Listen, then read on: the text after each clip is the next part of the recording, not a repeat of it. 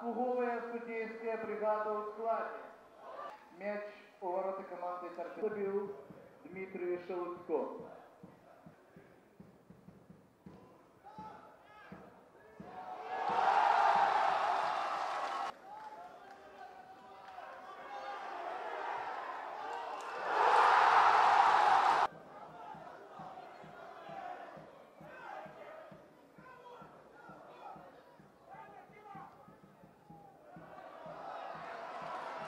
Добивался номер 21 Валера Коршаков.